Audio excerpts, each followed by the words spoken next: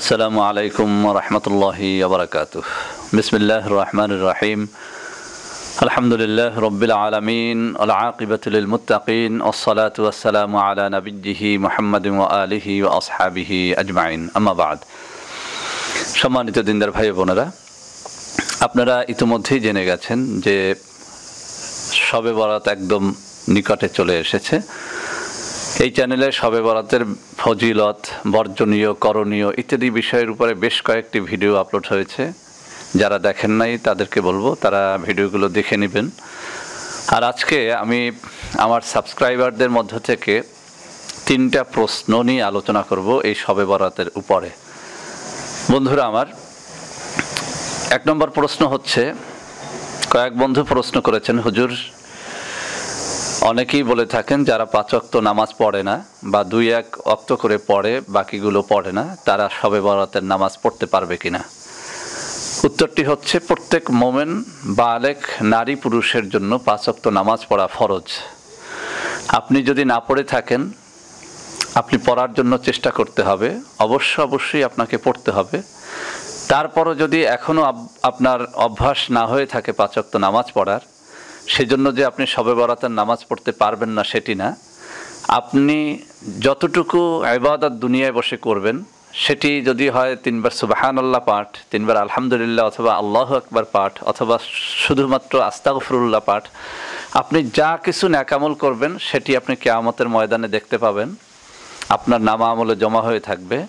আর আপনি যা কিছু বদ কাজ করবেন, খারাপ কাজ করবেন, পাপের কাজ করবেন, তাও কিয়ামতের ময়দানে আপনি দেখতে পাবেন। অতএব আপনি ফরজ নামাজ পড়েন না বিধায় আপনি জুমা পড়তে পারবেন না, অথবা শবে বরাতের রাত্রে ইবাদত করতে পারবেন না, এই মতটি সঠিক নয়। আপনি যতটুকুই ইবাদত করবেন আপনি সেটুকু কিয়ামতের ময়দানে দেখতে পাবেন। অতএব আপনি শবে বরাতের নামাজ অবশ্যই পড়তে পারবেন। 2 নম্বর প্রশ্ন হচ্ছে, শবে বরাতের নামাজ কয় রাকাত। অনেক বন্ধুরা এই প্রশ্নটি করেছেন ইতিমধ্যে ফোনে, হোয়াটসঅ্যাপে, ইমোতে। আমি সকলকে বলছি, শবে বরাতের রাত্রটা আল্লাহ রসুল সাল্লাল্লাহু আলাইহি ওয়াসাল্লাম কয়েকটি সহিহ হাদিসের মধ্যে বলেছেন যে শবে বরাতের রাত্রভর তোমরা ইবাদত বন্দেগী করবে, দিনের বেলাতে রোজা রাখবে। আমি হাদিস এখানে দিয়ে দেব, যারা এইসব হাদিসকে সহি বলেন না তাদের জবাবের জন্য এখানে সহি হাদিসগুলো স্ক্রিনে দিয়ে দেব। তো আল্লাহ রসুল সাল্লাল্লাহু আলাইহি ওয়াসাল্লাম রাতভর ইবাদত করতে বলেছেন নিসফু শাবানে, অর্থাৎ 14 শাবান দিবাগত রাত্রে, এবং দিনের বেলাতে রোজা রাখতে বলেছেন। এখানে তিনি কত রাকাত নামাজ পড়তে হবে, কয় পারা কোরআন তেলাওয়াত করতে হবে সেটা বলে দেন নাই। আর আমরা সবাই জানি সকল ইবাদতের মধ্যে সবথেকে সুন্দর ইবাদত হচ্ছে নামাজ। অতএব যেহেতু আল্লাহ রসুল সাল্লাল্লাহু আলাইহি ওয়াসাল্লাম রাত জেগে ইবাদত করতে বলেছেন, আপনি নামাজ পড়বেন। এখন এটা যেহেতু নফল নামাজ, আপনার ইচ্ছা আপনি কত রাকাত পড়বেন। আপনি 2 রাকাত 4 রাকাত পড়েও বাসায় গিয়ে ঘুমিয়ে থাকতে পারেন, আবার আপনি রাতভর আপনি ইবাদতের নিয়তে, সুন্নতের নিয়তে, আল্লাহ রসুল সাল্লাল্লাহু আলাইহি ওয়াসাল্লামের এই নির্দেশটি পালনের নিয়তে আপনি রাতভর জেগে থেকে আপনি নামাজ পড়তে পারেন। তবে 2 রাকাত 4 রাকাত 6 রাকাত বা 12 রাকাত এরকম আমরা পড়ে থাকি। আর একটা কথা হচ্ছে, অনেকেই প্রশ্ন করেছেন যে নামাজ কিভাবে পড়ব। 1 নম্বর কথা হচ্ছে, যে কোনো নফল নামাজ আপনি যে নিয়মে পড়েন, এই শবে বরাতের নফল নামাজও সেই একই নিয়মে পড়তে হবে। তবে আমি আপনাদের দেখিয়ে দেব যে আপনারা 2 রাকাত করে নামাজ পড়বেন। প্রতি রাকাতে সূরা ফাতিহার পর 3 বার করে সূরা ইখলাস পড়বেন। এটি এই কারণে বলছি যে হাদিস শরীফের মধ্যে রয়েছে 3 বার সূরা ইখলাস পাঠ করলে 1 খতম কোরআন শরীফের সওয়াব পাওয়া যায়। অতএব আপনি অন্য সূরা ইচ্ছা করলে পড়তে পারেন, যে কোনো আয়াত দিয়ে পড়তে পারেন, কিন্তু আপনি প্রতি রাকাতে সূরা ফাতিহার পর আপনি 3 বার সূরা ইখলাস পড়বেন। এভাবে 2 রাকাত করে পড়বেন। আমি একটু দেখিয়ে দিচ্ছি, এভাবে নিয়ত করবেন। আমি আরবি নিয়তটা বললাম না, যেহেতু আমাকে যারা প্রশ্ন করতেছেন বেশিরভাগ মানুষ হচ্ছে জেনারেল শিক্ষিত। আমি সকলকে বলছি, সহজে নামাজের নিয়তের জন্য আপনার মনের ভিতরে আপনি এই নামাজ পড়তেছেন এতটুকুই যথেষ্ট। তারপরেও আপনি মুখে উচ্চারণ করলে এভাবে আপনি নিয়তটা করবেন যে আল্লাহ, আমি তোমার সন্তুষ্টির জন্য শবে বরাতের 2 রাকাত নামাজ আদায় করতেছি, আল্লাহু আকবার।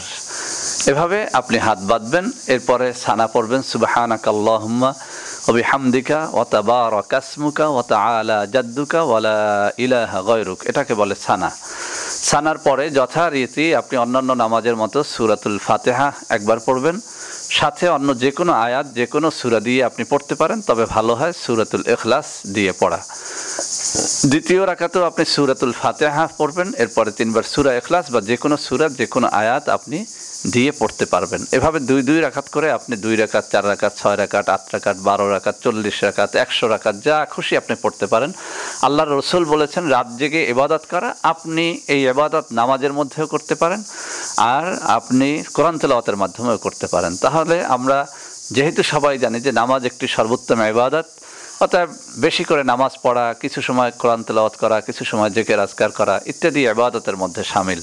তো আমরা জানলাম যে নামাজ কত রাকাত এবং কিভাবে পড়তে হয়। যেহেতু রাকাতের কোনো হাদিসে উল্লেখ নাই, আপনার যত রাকাত খুশি আপনি পড়তে পারেন, তবে 2 রাকাত করে নফল নামাজ পড়ার একটা নিয়ম রয়েছে। তাহাজ্জুদ বলেন, আওয়াবিন বলেন, ইশরাক বলেন, চাস্ত বলেন, সকল নামাজই নফল নামাজগুলো 2 রাকাত করে পড়তে হয়। সেজন্য আপনি প্রতি রাকাতে সূরা ফাতিহা তার সাথে 3 বার ইখলাস এভাবে 2 রাকাত করে নামাজ পড়বেন।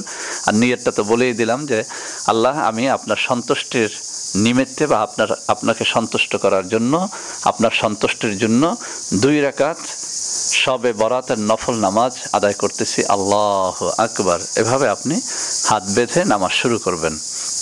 তো বন্ধুরা আমার, এরপরে অনেক বন্ধু প্রশ্ন করেছেন যে শবে বরাতের রোজা কয়টি আর এই রোজা সম্পর্কে সহিহ হাদিস আছে কিনা। বন্ধুরা আমার, শবে বরাতের রোজা সম্পর্কে অনেকগুলো হাদিস আছে। যেমন আল্লাহ রাসূল সাল্লাল্লাহু আলাইহি ওয়াসাল্লাম বলেছেন শাবান মাসে বান্দার নেক আমলগুলো আল্লাহ রাব্বুল আলামিনের দরবারে পেশ করা হয়, আর আমি চাই যে আমি রোজা থাকবো আর সেই রোজা অবস্থায় আমার আমলনামা আল্লাহ রাব্বুল আলামিনের কাছে পেশ করা হবে।